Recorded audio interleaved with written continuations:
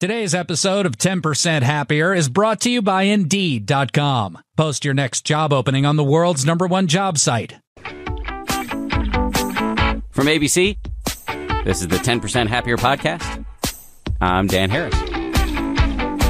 Hey guys, this interview with Lewis Howes really surprised me on a lot of levels. I think you're going to get a lot out of it.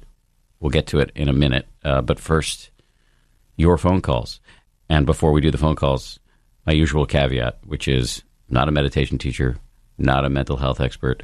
I'm just a journalist and a meditator, and I'm doing my best to answer these questions because I love taking them. And I'm really excited about the fact that we've started adding this to the podcast. So just know that I don't know what the question is going to be in advance, and I'll do my best to answer it. Here we go. Here's question number 1.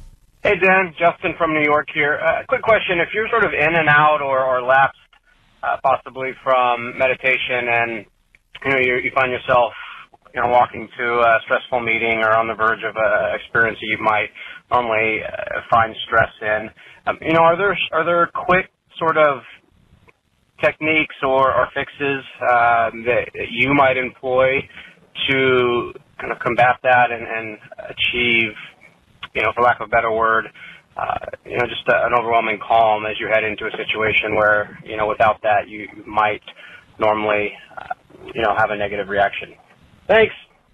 Thank you. All right, 2 things to say. One is I'm going to make a pitch for regular meditation practice because I don't think meditation works as well in acute situations without a baseline of practice. I don't know if I'm going to try an analogy. Maybe this works, but maybe like with physical exercise. If somebody's chasing you, a mugger, you're going to do much better in that chase if you've got a baseline of running. Same is true in like you're walking into a stressful meeting with your boss or whatever, and you're like, oh, damn, I wish I'd been meditating more frequently for the last 2 years because I'm freaking out right now. If you don't have a regular meditation practice to call on, any mindfulness you're going to bring to this situation is, in my view, significantly diminished because your muscles have atrophied a little bit. That being said, all is not lost. I do think it's better to embrace some of the meditative techniques than not to. So what would I do? You use the term, I believe you use the term overwhelming calm. I'm not familiar with that feeling. I would take out of the mix the expectation that you would ever be able to achieve that.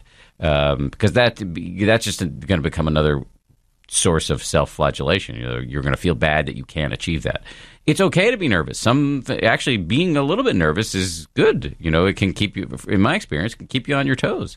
In fact, when I'm completely not nervous, that's usually when I make the dumbest mistakes. So a little bit of nerves makes sense to me. Again, I'm just speaking from my own personal experience here. But of course, you don't want that to go too far. You don't want it to go, for example, to a panic attack. I've had that happen, and it wasn't fun.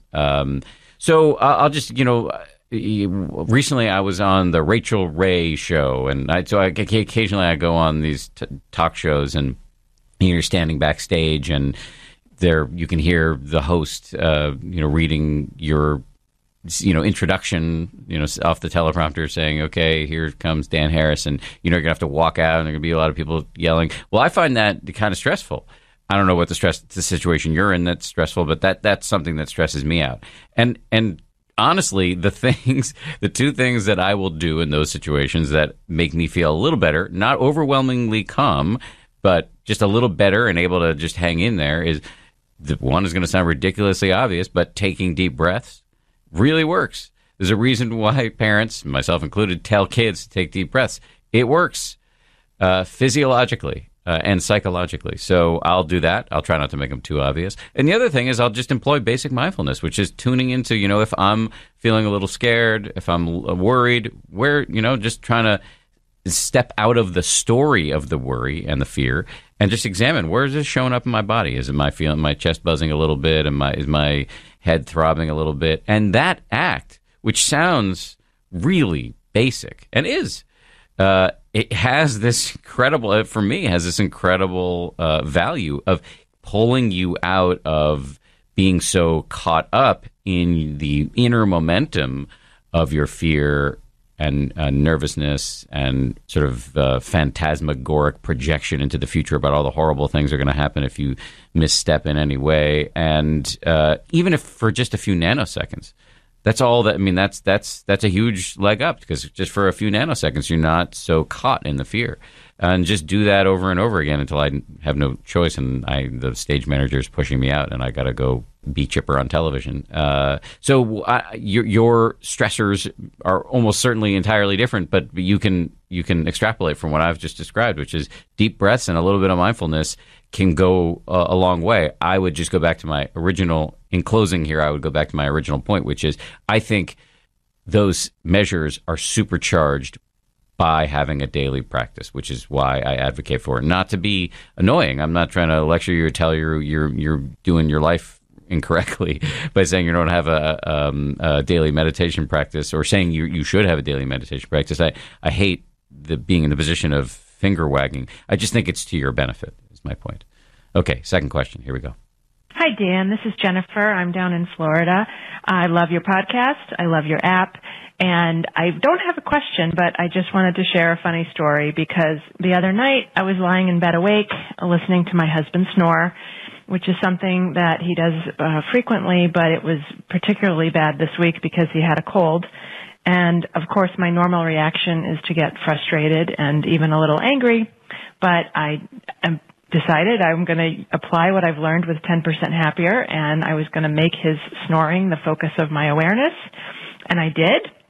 And I meditated on it for about 15 minutes, and it was pretty interesting. It was kind of funny. The sounds were pretty funny, but it really made me feel a bit more tender toward my husband. So thank you. Although I will admit, after about 15 minutes, I did gently wake him up and ask him to roll over. But anyway, thanks for everything you're doing. I love it all. Keep it up. Bye. All I can say to that is bravo. I mean, that's so well done, because honestly, I would have gone to sleep on the couch. And my wife doesn't snore. I think I might sometimes. But I would have done the poking thing right away, or I would have gone to sleep on the couch. But your method is phenomenal. It's fantastic. You say it better than I could have, so I'm not going to say much more other than, again, bravo. All right, our guest this week, Lewis Howes. Here's the short bio, and then I'm going to embroider a little bit on top of that. He's a New York Times bestselling author. He's got a couple of books, including a new one out right now, The Mask of Masculinity. He's also an entrepreneur. He's a former pro athlete. He's a world record holder in football. And he's got a hit podcast called The School of Greatness with Lewis Howes.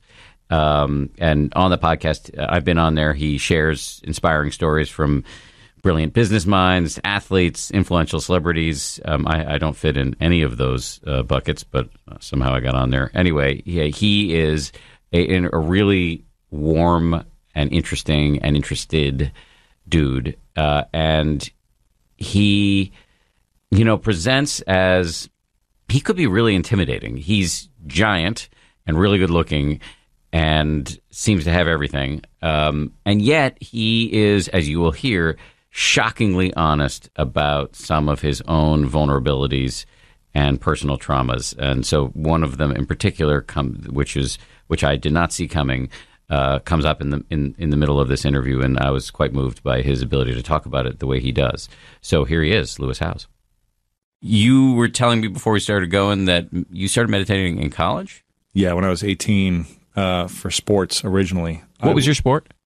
Football, basketball, and then I did the decathlon. Yeah, I was an All-American in football and the decathlon. Yeah, some generous stuff right there. Yeah, and so when I was doing the decathlon specifically, I would visualize. The events are very technical. The javelin. It's all like body alignment, the pole vault, the shot put. It's very like technical with the hips and everything in alignment. And so I would visualize every single night, just like going over the repetitions in my mind of what it would look like, my body going upside down with the pole vaults, throwing the javelin, piercing through the sky, all these different things. And my sister had gone through a lot of different Buddhist trainings, Reiki healing, therapies, all these different things. And so she gave me a CD at the time of her Buddhist yogi teacher. His name was Swami Ji from Nepal. And Sounds Hindu. yeah. And so I would listen to this audio of this thick accent of talking about the whole body. He'd be like, connect to the whole body. And I would hear his words every single night, just kind of like, I didn't know it was a meditation at the time. It was a guided meditation, visualizing yourself with the blue sky, visualizing, a mountain, you're just getting to a peaceful place. Yeah. Did it work? What did it do for you? Because you were a serious athlete. When I started 2 months before when I started listening to this, 2 months later, I then broke the world record for the most receiving yards in a single football game. So I was like, something's here. Where were you playing? I was playing at a small school called Principia College. It's a school for Christian scientists. Not Scientology, but Christian Science. Did you come from that background? I did. I was raised in this religion called Christian Science, yeah. And my dad was very heavily into the church and the religion. And it always got mixed up with Scientology, but I tell people it's not Scientology. No. So, it's completely different, yeah. yes. We read the Bible and all that stuff, yeah. I don't go to church anymore, but grew up in it heavily, and there was a school for Christian Scientists, so I went to that school in middle school, high school, and then a little bit in college. And I'm going to apologize because I'm totally derailing you, but just curious, you don't go to church anymore. Does that create a rift with you and your parents? No. My dad still does. My mom was never really in the religion, but just did because my dad was. And it's interesting because I've interviewed so many fascinating spiritual leaders who are in religion, not in religion, meditation experts. I've done these different meditation retreats. And so just understanding about religion and God and the world, it's just like I still have so many questions. And I feel like a church that I grew up in didn't have all the answers. And there's still some mixed things. So I'm like just exploring and discovering, and not right or wrong about any religion, but I think the religion I want to be a part of is just love and inner peace and lifting humanity up. And so I'm happy to go to a church and like experience that type of experience and just hear some great messages, but I don't associate with any type of religion. What is Christian Science? Christian Science, it's interesting because it's been a while since I've been a part of it, but really I remember growing up, it gave me such a powerful foundation in a sense because a couple things my dad taught me early on. He never celebrated my birthday early on. And I didn't understand this. When everyone else had their birthday celebrated, I'd go to their parties. But then when it was my time for my birthday, no cake, no present, no celebration. And I didn't understand why. I was kind of mad at my dad early on until later in life I would ask him. And he said, I never wanted you to be limited by your mind. And I never wanted you to say that you were too young or too old to chase your dreams. And so many people focus on their age as a limiting factor in their life. And celebrating your age only reminds us of how limited we actually are. So he came from an infinite space. He always said, time is infinite. He never carried a watch, but he was always on time and punctual. So I was just always like, interesting. And I didn't have any shots as a kid. So that's the controversial part of the church. If I recall. Yeah, he is. He was more of like an extremist where he was just like, if anything happens, we're going to pray about it. And I think sometimes that gets controversial because kids get really sick. Very sick. Yeah, some kids have. And then, this was back in like the 90s or the 80s when there was like news stories about parents who were neglecting or something and then someone died, right? Because they didn't take them to the hospital or whatever it may be. And so my dad just always said that we are spiritual beings. He was always like emphasizing we are not material, we are spiritual. And therefore, spiritual being can't be physically harmed. He would just ingrain that in my mind. That in the religion, talks about spirit over physical and things like that. But he was more of like an extremist. So there would be people that were like, no, like if you break your arm, go to the hospital and get it set. My grandfather would always say that Christian Science means common sense, is what he told me. CS means common sense. And he was like, go take care of yourself. Like whatever you got to do, do it. And then come back to prayer and to the mind. And so it gave me a foundation because in sports, when other kids were getting hurt, I was able to take my mind to a place that I thought a lot of kids weren't able to. And I was able to push through a lot of physical boundaries because I was trained at an early age that I was a spiritual being and that there was no room for physical harm in my life. But it was always very conflicting because I was like, well, this hurts when I like pinch myself or cut myself or like, so what do you mean? Am I not? So I was just always confused. And that's why I think, there's holes in religions and things like that where it's just like, well, it doesn't have all the answers. And so I was just more of a seeker of the truth. And meditation, I think, really supported me and brought me back full circle towards connecting to the inner mind, to the inner peace, to finding peace even through chaos, and how to really connect to soul, spirit, mind, and something more powerful than our current chaotic situation. And you talk all about this as well. So it was a powerful upbringing, being in the religion and being around the mindset. And the people are so loving and giving in that religion that I have like nothing bad to say about it. It's just there were some extremists who I felt like, people got hurt because they didn't go take care of themselves or get medicine or go to the hospital, and people died, at certain stages, So because they were like, well, I'm just going to pray on this and I'm going to just know the truth that I'm a spiritual being and I'm going to be okay. I think that's not common sense. And so I always come from the place of common sense now. It's like, if anything happens to me, I'm going to go to the hospital and get my tooth fixed. My dad wouldn't even go to the dentist. He was like that extreme. Wow. Where he was like, no, like I'm just going to work through the pain and overcome it mentally and spiritually. And in some ways, I love his mindset for that. But in other ways, it like hindered him. He had a hernia like for 30 years and he would never get it fixed because he was just like, well, I'm just going to rise above it and I'm going to know the truth and think spiritually over physically. And it always affected him. And so I'm just like, go get a simple surgery, to fix yourself and you'll be good to go.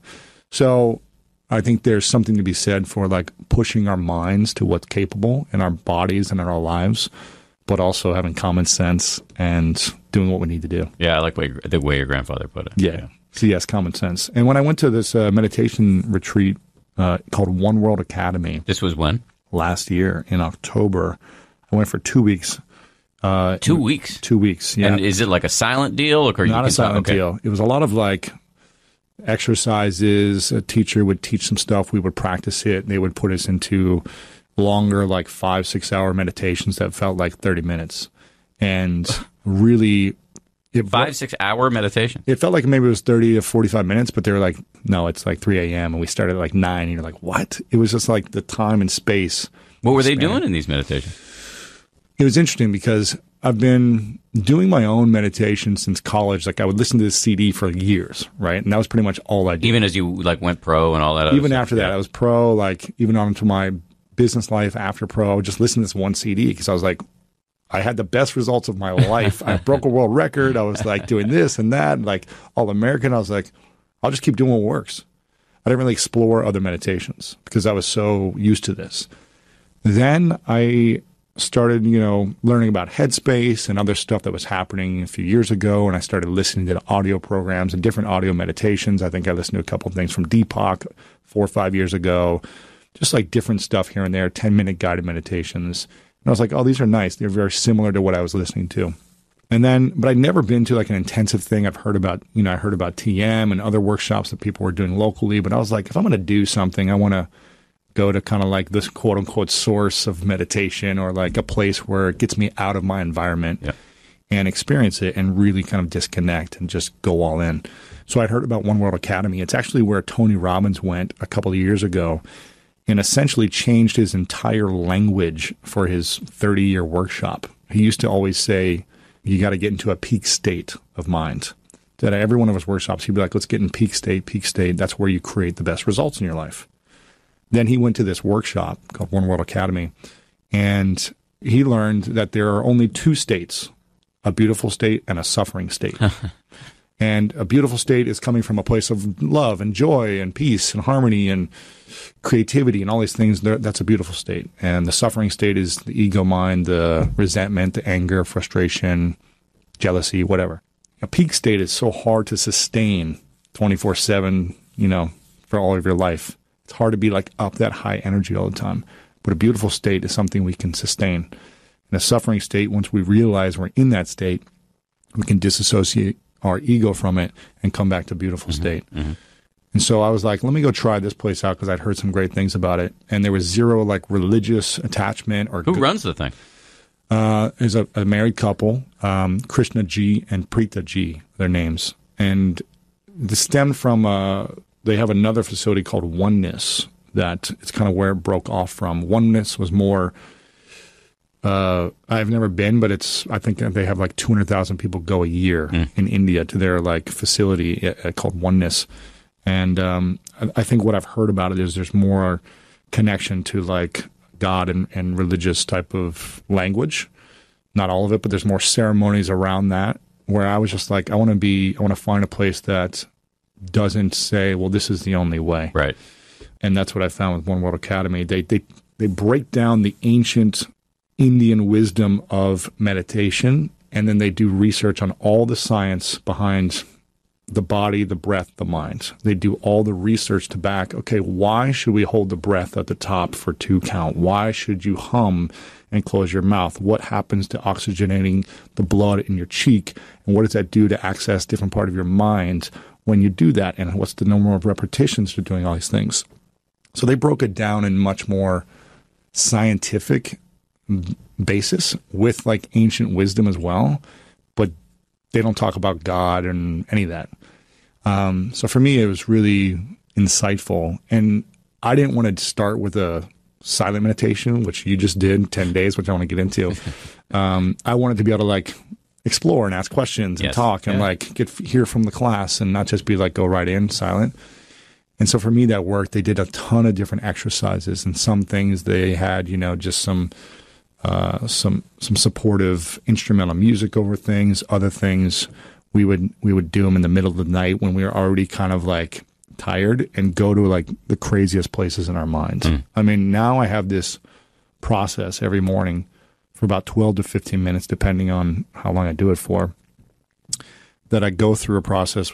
One of the meditations they created was called Soul Sync. It's just like syncing to your soul, essentially. And it's a number of different breathing strategies, thinking about certain things, visualizing your intention for the day, expressing gratitude, things like that. But there's a part of the meditation that allows you to, it's an unstructured part where it allows you to explore yourself, and it allows you to explore the mind. And during this place of my mind, I always, when I did this and learned this in India, they asked us at one point to elevate, to like imagine ourselves elevating just off the ground a couple feet, right? It was just as an exercise to see what was possible. And when I did that, I kept elevating in my mind. I was elevating, and I saw myself kind of going into the clouds and feeling very light and feeling very at peace and feeling very like loved and these things. And then I imagined myself like Gumby arms, like stretching out my arms and picking up all the kids with any type of pain and bringing them up into the clouds with me, and them all smiling and feeling this sense of peace and love in their heart. And it was like a big dance party of like all these kids dancing, having fun. And then I brought all the adults up as well. Just kind of reached out and just went over the whole earth and like scraped everyone up and just pulled everyone up into the clouds. It's like a dance party. And then while everyone's dancing, and I do this every morning when I do my meditation practice, so it might sound a little weird. Then, well, it actually just sounds like a personalized version of compassion meditation. Is that what it is? Yeah. Well, I mean, it's like compassion meditation. It can sound a little sappy, but you're deliberately cultivating giving a S about people, right? Okay, I'm not allowed to swear. You are allowed to swear. They won't let me swear on this podcast, even though it's mine. Compassion meditation is like you're systematically like developing the ability to care about other human beings other than yourself, including yourself. But what you're doing is just like you made up your own version of that. Yeah, exactly. That, to me, it sounds legit. Yeah. And so what I do is, and tell me if I'm going a little too off here. There's no too off on this show. What I do is I start to, from this one experience that I had in India, I kind of just repeat it and go a little further in my mind. After that, I saw myself kind of like looking up in the sky and then kind of Superman flying through the atmosphere into outer space, into like this sense of like quietness, stillness. And then I kept exploring and like looking up farther and farther. So I just like went as fast and as far as I could through outer space until I looked back as I'm flying, as weird as this sounds. I looked back and the Earth like gets smaller and smaller until it like disappears into the back of the space. And so now I'm in outer space and I'm surrounded by planets and stars. And I'm like jumping on planets and touching planets with my hand and just slightly like shifting them and like moving them and like spinning them on my finger and just like playing in outer space by myself. And for me, I think of that as like how expansive our mind is and how vast the opportunities are in my world. And that's kind of the metaphor for myself, is like that I can do what I want to do, that I can create what I want to create if I can see it in my mind. And this is the every morning? Yeah, okay. Every morning. And then what I do, again, may sound a little weird, I fly back towards Earth. It sounds weird talking about it. For me, it's like, it makes sense when I'm doing it. You have this look on your face people can't see. Like, should I be talking about this? No, I probably shouldn't be. People think I'm crazy. No, actually, I have something to say when we're done. Yes. It's actually going to make you feel better. But okay, keep cool. going. So I fly back into Earth, like warp speed. And then what I do is I come back down and I go through. I go through the Earth's core until I find like the smallest grain of sand at the very center of the core of the Earth. and this is what happened to me. It was just like I couldn't control what was happening. This is happening organically in India. In now India you're a year repeating ago, it. yes. Yeah. And it was like, so I saw this sand, and for whatever reason, I was like, I'm going to see what's inside this sand. So I punched through this grain of sand, and in a universe was created 1,000 times bigger than the one I was in. It exploded and expanded into a universe like the one I was in, but 1,000 times more infinite. And then I flew through to the middle, to finding a planet, through to the center of the Earth's core for that planet, till I found the smallest sand and exploded through it and opened it up and expanded a whole nother universe even bigger, and kept doing that over and over again. And for me, I was like, why is this happening? But then I finally like came back to Earth and sat down to where I was and like put myself back in my body from where I was in my mind. And it really kind of reminded me, like, you know, when I go into a place in my mind, like how small things actually are. When I can't see Earth anymore in my mind in this meditative state. Like, my problems really aren't that big. Like, it's so tiny when I look at it from a different perspective. Yeah. And also from the perspective of there's so much abundance in the world, and there's so much opportunity for me to create what I want to, that I don't need to doubt myself or limit myself to what is possible. And so for me, it's really more of a practice of like just coming back to a place of perspective, creating an intention of what I want to do that day, and being very grateful for what I have. Yeah. Well, so that you redeemed the whole thing right there at the end. You know, like Yeah. I think we probably don't practice the same kind of meditation, and you maybe don't think about it the same way I do. But I think the top line, the headline on meditation is it's training your mind. Yes. That's what it is. And the exciting thing to know is that the mind is trainable. We're not stuck with the mind we have right now. And the things we want, like patience, compassion, calm, mindfulness, generosity, these are trainable assets. And the things we don't want, like self-denigration, anger, selfishness, we can work to de-emphasize these in our minds. And so therefore, there are limitless kinds of mental training, just like there are almost limitless kinds of sports. Yeah. And you are training clearly through this exercise: perspective, compassion, gratitude, a sense of what's possible. Mm-hmm. So And I got your back, is what I'm saying. I love it, yeah. Tell me about your experience of the 10-day journey. Yeah, it was cool, man. It was cool. It was like, well, I don't want to say cool. It was arduous, and hard, a lot of isn't it it? sucked, yeah. But it seems like forever, doesn't it? Yes, and then the big problem is, for me, I create a lot of suffering for myself. Of day 2, I'm like, I have 8 more days of this. Oh, How am I going to gosh. make it? But the thing you realize very powerfully is that is just a thought. that is just the mental phenomenon of doubt. Like doubting, why am I here? Can I make it? What's the point of this? And just as soon as you are mindful, another way of saying that is as soon as you're just aware of that and not fighting with it, it goes away. Yeah. And it comes back. But all you have to do is have a little machine gun in your head, a nonviolent machine gun in your head that is filled with mindfulness, of just regular awareness. And every time the doubt comes back, if you catch it, it evaporates.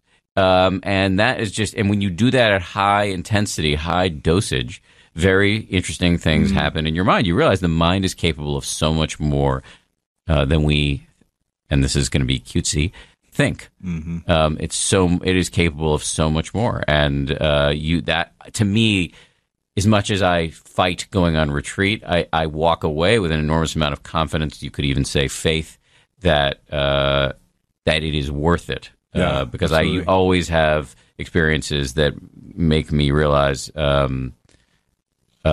are missing so much in our daily lives, walking around in this fog of this sort of autopilot of wanting stuff, not wanting stuff, comparing and on our phones, and that if you set that aside, even for nanoseconds at a time, you realize how much you're missing. And it unfortunately requires some artificiality, like taking yourself, as I did, into the woods of Massachusetts and walking at a snail's pace all day long and sitting and doing meditation for 11, 12, 13 hours a day. And it's a ton.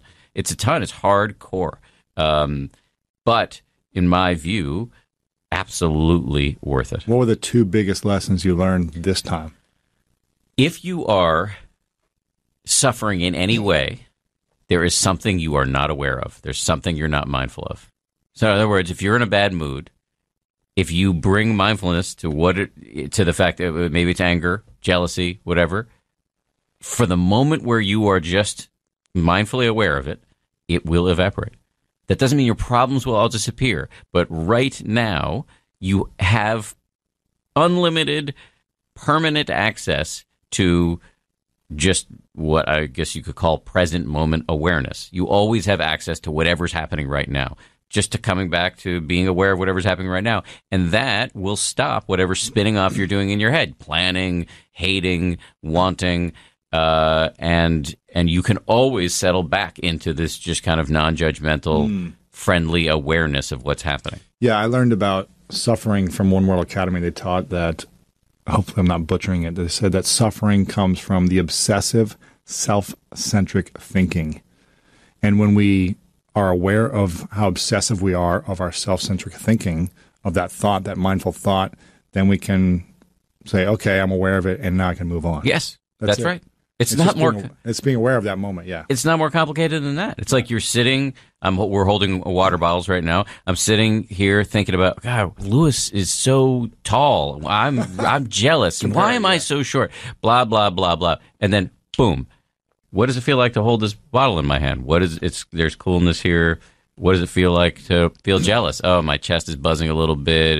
It maybe makes my stomach upset.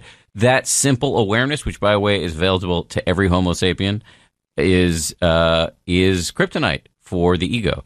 And it's just you have to practice it, and that's what a meditation retreat is. Is just taking it and stepping on the gas. Yeah. And the other thing is you at high dosages of meditation, you just start to see the world very differently. That right now the world seems solid, right in our regular life. Like this is a microphone, this is me, I'm pounding my chest. But when you actually pay close attention for hours and hours and hours on end, you see that actually the world isn't as solid. Every second is filled with millions of minute sensations. Your butt on the chair, what you're thinking, what you're hearing. Joom, joom, joom, just like that on the Wheel of Fortune when they spin the wheel. And when you pay attention, your mind gets really concentrated. You close your eyes, you're able to tune into the momentariness of reality, and it pixelates. And that is super interesting. It's not wearing loincloth and sitting on a cliff with the wind blowing through your hair. It's not tuning out or zoning out in that way. It's zoning in to what is here all the time that you don't see. And for me, as somebody who comes from a very secular scientific background, that is awesome. Yeah. Do you feel like it's important for you to keep going to these silent retreats? Yes. Even though you've done them 5-6 times now and you've done many things, why is it important to continue practicing it every year? The ego is strong, an right? insidious, creative, relentless force. And you have spent a lifetime practicing unawareness. You have millennia of evolution that has bequeathed you a mind that is really good at fixating on things you want and avoiding things you don't. And in order to hack that, it requires a lot of work. Now, I actually am not of the belief that, like, I think your 12 to 15 minute a day daily-ish meditation routine, or somebody who's doing 1 to 5 minutes a day of just regular mindfulness, I actually think that is absolutely enough. But if, like me, you got the bug and you want to go further, I am of the view that, for me, a meditation retreat a year at least is what makes sense. But you said something about self-centrism, and I want to get you to be self-centered for a second, because I want to hear a little bit more about your story. Sure. You were at the beginning of this, we talked about you being an athlete, and I just want to hear about the road from being an athlete to being this kind of guru of greatness. And I'm, by the way, I'm not trying to make you sound like you take yourself that seriously, because you don't, which is one of the many things I like about you. But you're like, it's just clear to me you're a guy on a mission to kind of figure stuff out for yourself, which is really interesting and charming. Yeah. And so how did that happen? You were flying high in sports for a while. Playing football. My dream was to be in the NFL. I played arena football first with the goal of making it to the next step. So arena football is indoor football, for those that don't know what that is. And I broke my wrist. I had surgery on my wrist diving into a wall playing arena football. And for a year and a half, I was in recovery. I had a cast on for 6 months, full arm cast in this position, which pretty much my arm was up for the whole 6 months. And I was sleeping on my sister's couch at that time. I didn't have any money. I didn't have a job. I didn't have a college degree at the time. I left early to go pursue this dream. And this was in 2008, 2009, when the economy was pretty bad. So people weren't hiring people with master's degrees at the time. And I didn't have a bachelor's degree, right? So I was trying to figure out, well, That's a pretty dire situation. Yeah, I mean, there's a lot worse things in the world that people go through. But for me, still, for you, that had to be pretty it was devastating, because my dream was over. Yeah. I'm 23, 24 now at the time, and I'm living on my sister's couch trying to think about, well, who am I? What's my identity? And my whole life was sports. Now I can't do it. I've never made money in my life except for just training and playing football. So I don't even know what it looks like to get a job. And I just wasn't sure. I was like, well, what do I do? What skills do I have? What information can I have, do, whatever it may be.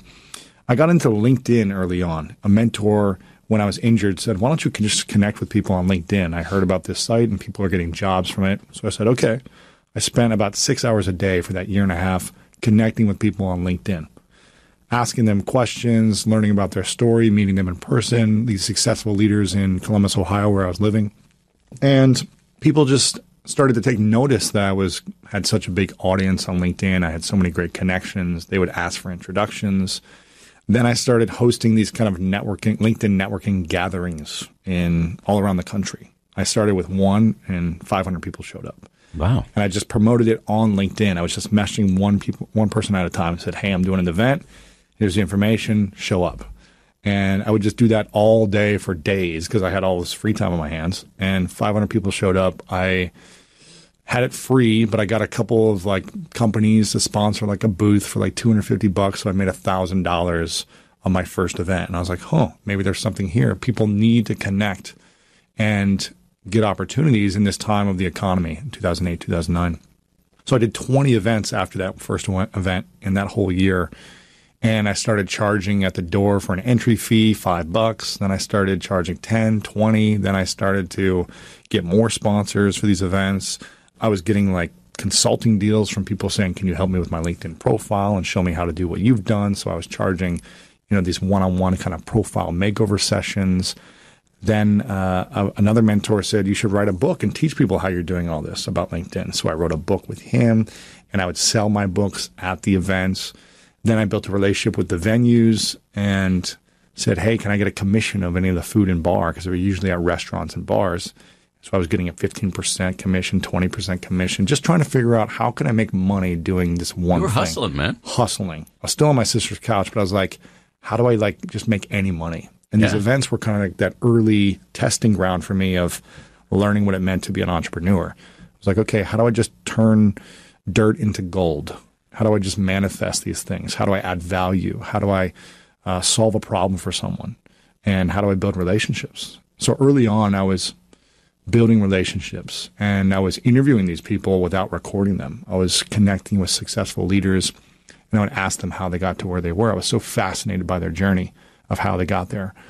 And, the School of Greatness is essentially what I always wanted to do, but I didn't have the credibility or the platform or the audience to do it 10 years ago.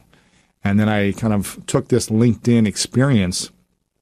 Eventually, someone said that they wanted me to speak on their online webinar, like an online platform, to teach LinkedIn because they didn't know anyone else online who was talking about LinkedIn the way I was. I was writing articles. I was just trying to be like, know everything about it and use it for myself and help other people.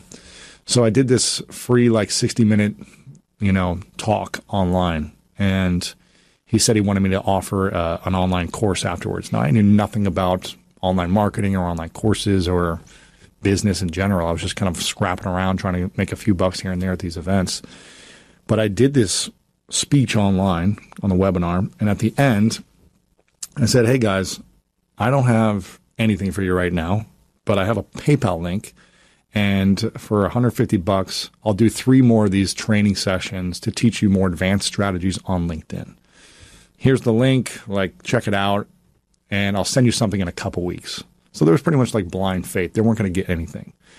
And, at the end of the webinar, there were 600 people on the webinar. So at the end of the webinar, I closed down the webinar screen and opened up my Gmail account. And it was probably one of the most beautiful sights I'd ever seen, except for probably a beautiful girl when I was 12 and was into girls for the first time or something. But the my entire email screen and the whole screen on my computer said, you've received payment on every single line in my email. Wow. You've received payment over and over again. Much more of our conversation right after this quick break.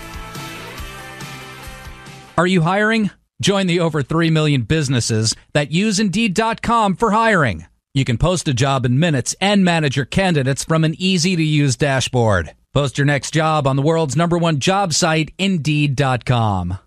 Are you feeling limitless? I don't think I've ever told this story publicly on the air anywhere, but I'll tell it now.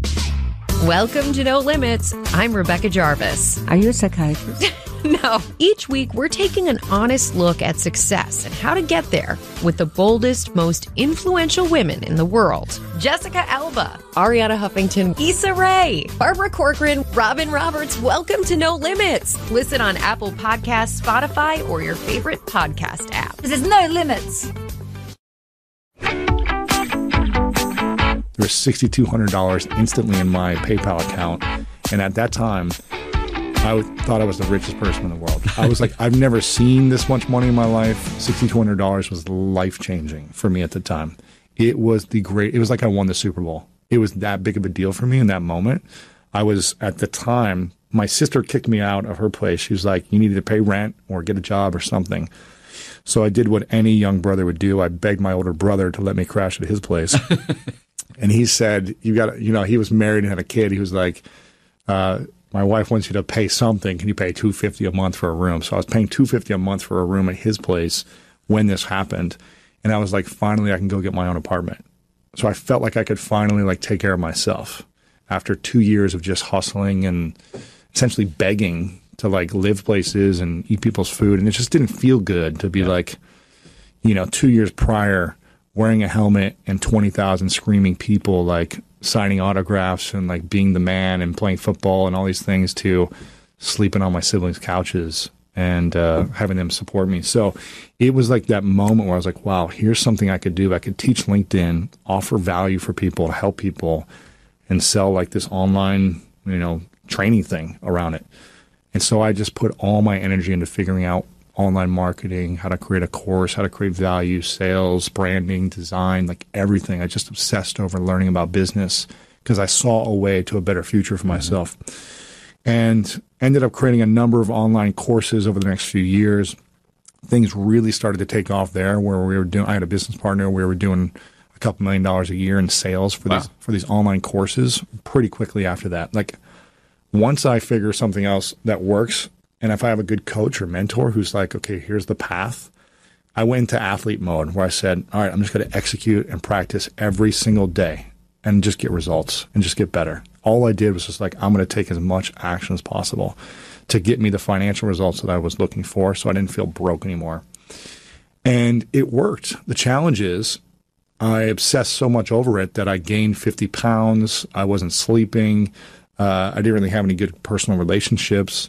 And I was obsessed with making money. And it became like my, the thing that I needed the most. My net worth became tied to my self-worth.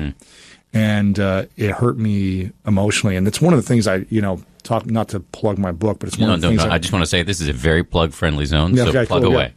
Yeah. All these things started happening where I was getting these great financial results. I was getting these accolades. I was achieving things. I was growing. And then I sold the company and I started the School of Greatness podcast, the thing I really wanted to do. But now I felt like I had credibility. I had relationships where I could tap into these kind of influencers to have them on. And my podcast started growing and taking off, and I started doing other things.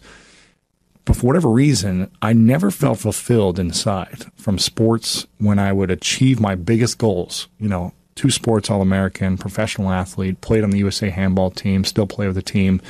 All these things were dreams of mine. And yet every time I achieved them, it was like 10 minutes after I achieved these things, I was the most miserable person I'd ever been. And I was angrier and upset and resentful. And I never understood why. I was like, maybe my dreams are just so small. I need to keep dreaming bigger. And so I would go after something bigger to feel this fulfillment. And it wasn't until I hit 30, I'm 34 now, where I had from what it looked like on the outside, I had a lot going on. I had like this beautiful girlfriend, but it was an extremely toxic relationship.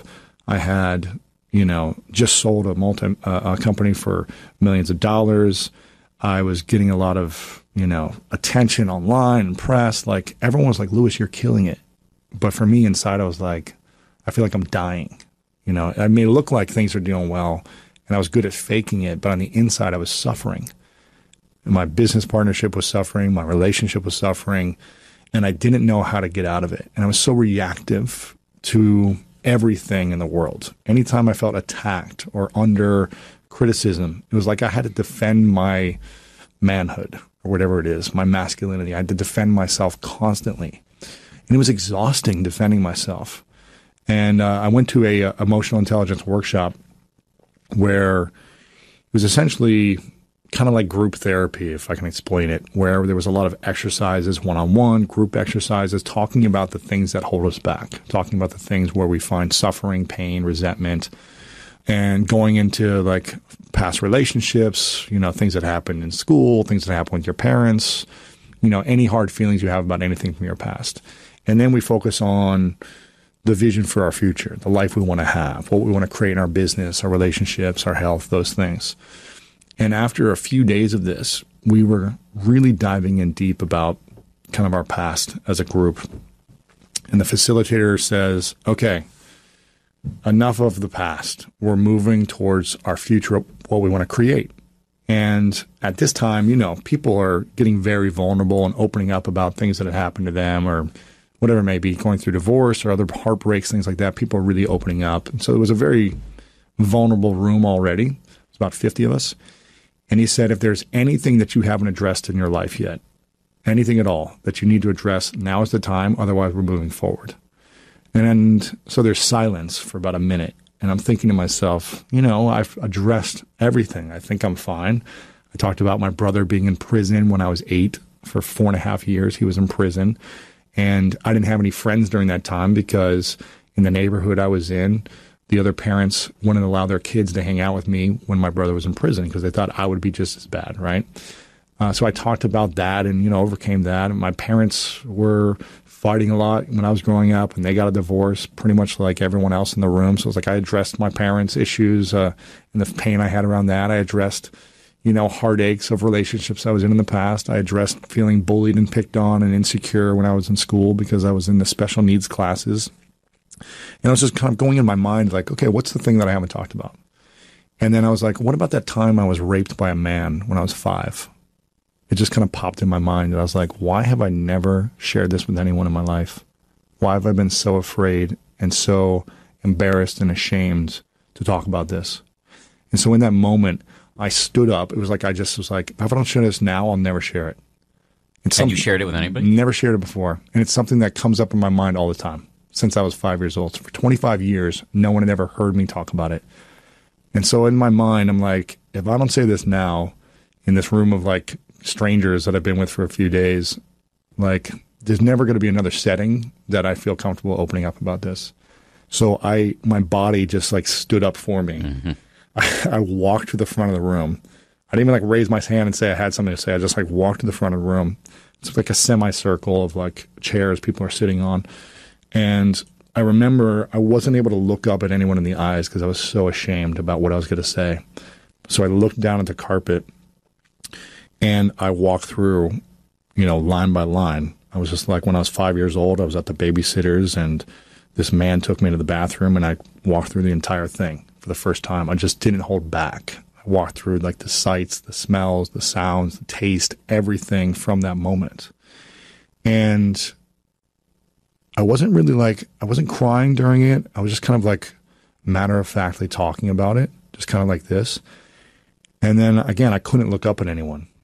And I walked back when I was complete with the story. I just walked back to my chair, sat down, and it was like an eruption of tears I could not hold back. Just like it all started to come out of me, of just this like pain and sadness and relief and insecurities and fears and everything. Just like I started bawling. Thankfully, there was 2 women on the side of me, sitting next to me, who both started holding me and like were crying with me. So it was just kind of like an overwhelming moment where I felt like, okay, here's some comfort, but I'm so embarrassed and ashamed of what I just said, and what are these people going to think of me? And so I ran out of the room. It was in like a hotel conference ballroom area, and I ran out of the room, ran outside of the hotel, and there was a wall like across the street. I walked across like an alley, and there was like a back fence, and I put my hand on the wall and put my head on my arm, just like in ashamed, kind of like crying still. I couldn't stop. And after a few minutes, I was just like, I'm not going back in there. Like, I'm done. Like, this is it. I'm like, I got to go. I got to go home. I got to go figure this out. And after a few minutes, one of the most beautiful things happened in my life. One by one, the men of the group who were in the group came up to me and gave me a big hug and looked me in the eyes, and they were like, you're my hero. They were like, you're so courageous, and you're my hero, and I've never heard someone who looks like you talk about these things, and it's the last thing I expected you to say, and, I've been judging you this entire time because of this, this, and this. And well, they were jealous like me. Exactly. I mean, I had my guards up and my ego was up and I was trying to look perfect and all those things. Right. And they were like, you're unbelievable and this is amazing. And what a service there's so much shame associated. Anybody who's sexually assaulted, there's so much shame, but there's so much shame for men. Absolutely. And to have somebody like you get up and just matter-of-factly say it happened, of course it's not your fault. It's not an assault on your masculinity in any real way. Sure. The challenge is, to finish that story, something amazing started to happen where these men were like, for 30 years, for 40 years, this happened to me when I was a kid and I've never told anyone. And so they started to open up to me about things that happened to them, whether it be sexual abuse or other things they were ashamed of that weren't sexual abuse. It's like I gave them permission to like trust me and talk to me about these things. Of course. Which was like, what? Like they were like, I trust you. I'll follow you anywhere. Some guy said that to me. I was like, what? You don't even know me. He was like, I've never seen something that courageous. I was like, what? I was like, I'm ashamed. I'm this. I'm crying. I'm like snot out of my nose. I'm like, you trust me? I'm like, you trust me? And it was just a crazy experience where. So Do you tell the story in the book? I do tell a story. Yeah. I tell a story, and I finished out the workshop for the next couple of days with just like a sense of freedom for the first time. I never felt this sense of inner freedom. It was like a weight was lifted off my shoulder, and I talked to a lot of my I have a lot of gay friends, and I talk to them about this experience, and they're like, that's exactly how it felt for me when I opened up to my parents about, not being straight and feeling like the shame and humiliation that I couldn't be myself or I couldn't talk about these things or whatever. And I felt like this sense of weightlessness for the first time, fear, but also like weightlessness. I was like, are people going to accept me now? What if my parents didn't know, my family doesn't know, my friends don't know? Will they accept me? Maybe this group will because we're in this like session together, but I was like, I don't know if I can tell anyone else. And everyone was like, you got to tell your friends and family. I was like, I don't know, because what if they don't accept me? What if they don't trust me? What if they don't love me? It was my fear. And I talked to a therapist friend of mine after this, and I just said, I don't know how to tell my parents or my siblings, like, how do you even set a context around this? And she gave me a great piece of advice. She said, ask them a question first and see how they respond. And the question was, is there anything I could ever say or do that would make you not love me? Simple. She was like, ask them that. And you'll know really quickly if they're open. And I asked all of them that first, and they were like, absolutely not. Like, there's nothing you could ever say or do that would make me not love you. I asked them all individually.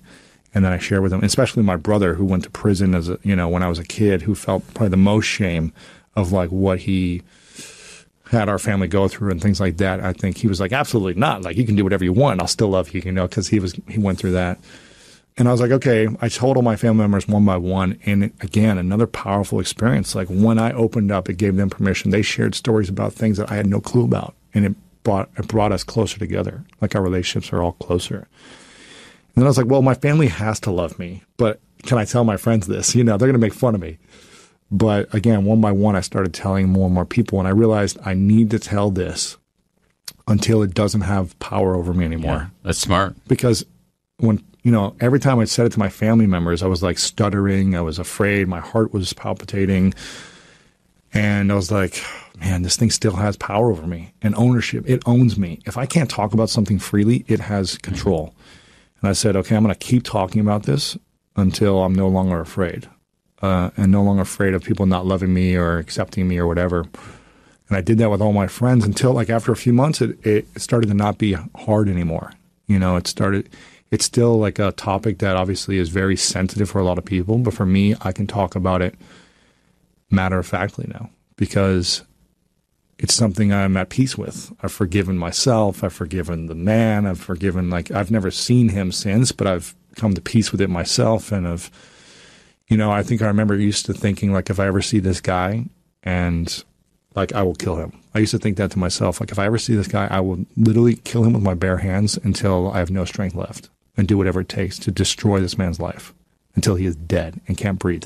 That was, like, the amount of pain I was feeling growing up. And now I would just give him a hug. And I wouldn't be his friend, and I wouldn't want to, like, hang out with him, and I wouldn't want to, like, say what you did is okay because it's absolutely wrong. And I would, make sure I'm very clear with that. But me hating someone else is not serving me, and it's not serving humanity. It doesn't lift others up. It doesn't support my vision. Me speaking out on these things and creating awareness about it does support this type of situation. And I remember my friends saying, you've got to share this on your podcast. And I was like, no freaking way am I going to talk about this publicly. But more and more people said, like, you have to because no one else is. There's no other white male athlete, jock-looking straight man that I'm aware of who is openly talking about it, who has, like, a bigger platform. And so it became very aware to me that I was like, this is more of like a mission and a responsibility I have now, that I feel like I need to do this. And if I'm not talking about this, I'm doing a disservice to humanity and to myself and to other men who are going through this. So when I talked about it on my podcast, I remember holding on to it. Like, I recorded it and waited for months because I was terrified still of, like, what if it hurts my business? What if people don't subscribe anymore? Like, what if? And I posted it, and it was the most downloaded thing I've ever put out there. And more so than that, within days, hundreds of essays of men all over the world were emailing me and saying, my wife doesn't know. I've been married for 20 years. I have 4 kids. She doesn't know. This is what happened to me when I was 7. My this doesn't know. This person doesn't know. I've never told anyone. They just started sharing stories of some of the most horrific stories I've ever heard about sexual abuse. And I was like, it made mine look like a Disney movie, my experience, compared to what I was reading to some of these men. And I realized, I was like, wow, there's so much more to this. I started doing research on like sexual abuse with men, and 1 in 6 men have been sexually abused. That's in record, right? It's 1 in 4 with women, 1 in 6 for men. But the challenge is growing up, at least from my experience, where I grew up, how I grew up, you know, very early on, I was called names if I was affectionate with any of my guy friends. If I put my arm around a buddy of mine, if I just wanted to hug a friend, it was like they would push you off and say, don't be a don't be a little bitch, don't be a little girl, don't be this, don't be that. So showing any type of affection or just humanity towards people, even if you're just like caring with your words, not like putting an arm around a friend, it was like always a word about, well, that's gay, that's this, that's that, that's, you know, don't be a little girl, don't be a little this, don't be a pussy, don't be whatever, like all the words that you would say. And as a kid, just trying to fit in and get a couple friends, it was like, okay, if I want them to like me, I have to like play along and not do not be compassionate, not be caring, not be giving, make fun of other people, do these things. And I realized that that's where this book started to come about, was like this role of masculinity. You know, there's a lot of pain and suffering that I think men have gone through. Listen, women and gender nonconforming and all human beings are going through their own types of pain and suffering. But I think as men, based on societal views and the roles that men are supposed to play, it's not okay to like be expressive. It's not okay to be vulnerable. It's not okay to show emotion or show a range of emotions that are sensitive. And it becomes made fun of or looked down on, and all these other things happen to where the pain gets bottled up inside. And now we're seeing in the media a lot of the results from men who are unable to express themselves in healthier forms of communication. We're seeing this year more than ever. All the shootings, all the killings, the racial marches, the sexual abuse, the domestic violence, it's coming out more so than ever now. Sexual harassment. Tons of sexual harassment, right? Because again, a lot of the different, and this book was researching with a lot of psychologists why boys have been conditioned certain ways to not open up, not express themselves. Why was I never told that it's okay to talk about these things? There was no hotline when I was 5 that if you've been raped by a man, here's what to do. No one ever told me these things. We were not taught these things. It was kind of like, be a man, toughen up in sports. Don't cry. Don't be a little girl. Get up. Get back up. If you show weakness, you're not going to play. It was like you always had to deliver and perform, from my experience as a boy growing into a man. And I never wanted to be that way. Inside, I wanted to be more sensitive and vulnerable and connected and listening. But I felt like I always needed to be right. I felt like I had to win at all costs, because being right and winning meant that it was connected to my self-worth. And if I lost, then my self-worth was less than. If I was wrong, then I didn't have self-worth. If I wasn't making money, it was attached to my self-worth. So I started to put on all these masks. I started to say, I need to get rich so that I can find value in the world. I need to get these accomplishments, these sports accomplishments. I need to get the hot girlfriend so I can have this self-worth. But when I realized, like, I had all those things, but I still didn't have any self-worth. And I was like, why? What's missing? And 4 years ago, this kind of workshop, this experience of opening up and talking about these things, going through deeper forms of meditation, have allowed me to be aware fully of my conditioning, of why I've been wanting to be like the best at everything in the world, and why I needed to win, and why I needed to make a lot of money. And it's been so powerful just being aware of it first, of like why I've been wearing all the masks of masculinity in my entire life, and why I put them on at different times to protect myself and defend myself, and what's available when I take them off and just reveal myself. Whenever I reveal myself, people say, you're my hero. I trust you. I will follow you anywhere. Anything you do, I want to be a part of. I'm like, wow, all I have to be is my authentic, loving, caring, vulnerable self. Not have all the answers. Not need to win at all costs. I don't need to have all the money in the world, but I can still be competitive and win. I can still have the answers. I can still make lots of money, and that's okay too. It's just, where is it coming from? Is it a deep desire to prove myself in the world, or is it more coming from a place to lift others up? And now I'm coming from a place of lifting others up. your story is incredibly important and just beyond brave. So bravo. Thanks. And I think it's just so useful for somebody in your position to say what you're saying. But just back in my relentless push to make you to draw out your self-centrism, because I'm just interested in you. Where do you mentioned Tony Robbins? Do you see yourself becoming sort of like a Tony Robbins? What do you see? Where do you see this all going? I get compared to him a lot. Like, this is our generation's Tony Robbins, and I'm flattered by it. I think he's incredible. I love his work. I love his message. I've had him on my show 3 times. He's amazing. He's a big inspiration for me. But I don't really want to be compared to anyone. I want to be the first Lewis Howes and kind of pave my own way. I'm inspired and use, I speak at events, but it's not my main thing to like do these big workshops and, do what he does. I can't do what he does. Yeah, you could. Well, he does it in a way that's very unique to him, and I would do it differently. Yes, right? Yeah. And I do a big event once a year, but I don't want to be doing 5 days like events every month the way he does it.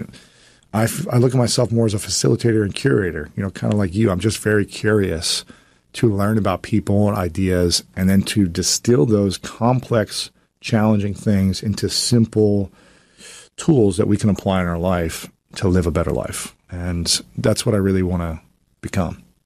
You're well on your way, my friend. You expressed some sheepishness earlier about plugging, but now I want to move into what I call the plug zone. All right. Where you just give us everything. Like, where can we? Every book, the podcast, give this the whole social media. Where can we find as much Lewis Howes as we can? Yeah, just at Lewis Howes everywhere. At Lewis Howes on social media, lewishowes.com, and then School of Greatness podcast. And I've got a new book called The Mask of Masculinity, which is actually just as much for women as is for men, because so many women are buying this and reading this and saying, wow, I understand my dad for the first time ever. I understand my husband for the first time ever. I understand why my kids don't look me in the eyes. I understand why my brother has been this disconnected to me for the last 7 years. I understand the mask the men in my life are wearing. And once we are aware of what they're wearing, we can understand where it's coming from. And then there's some tools on how to connect with people to speak their language.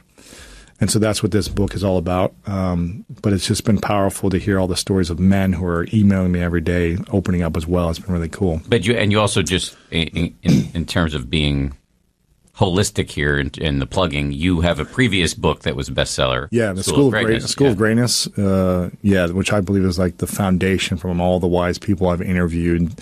I distilled down the 8 principles of greatness. And there's a lot of exercises and action plans on how to get clear on your purpose for your life, how to get clear on, achieving those great things in your life. And it kind of gives you the roadmap for that. So that's that. And the School of Greatness podcast, which you've been on, which was a powerful interview. So thank you. And in the podcast, you really get a sense of what it is that I think fuels your greatness, which is this curiosity. You're just why you're a student. Yes. You are a student. I want to learn for the rest of my life. Yes.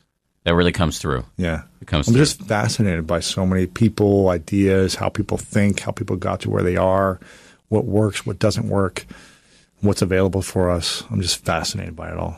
Such a pleasure to have you on, man. Thanks for having me. Always great to see you. Appreciate it. Even if you remind me of my diminutive stature. It's all right. You give me the inspiration of the voice that I wish I had. All right, man. Great job. Thanks, Thank brother. you. Appreciate it. Okay, that does it for another edition of the 10% Happier podcast. If you liked it, please take a minute to subscribe, rate us. Also, if you want to suggest topics you think we should cover or guests that we should bring in, hit me up on Twitter at Dan B. Harris. Importantly, I want to thank the people who produce this podcast, Lauren Efron, Josh Cohan, and the rest of the folks here at ABC who help make this thing possible. We have tons of other podcasts. You can check them out at abcnewspodcasts.com. I'll talk to you next Wednesday. Are you hiring? Join the over 3 million businesses that use Indeed.com for hiring. Post your next job opening on the world's #1 job site, Indeed.com.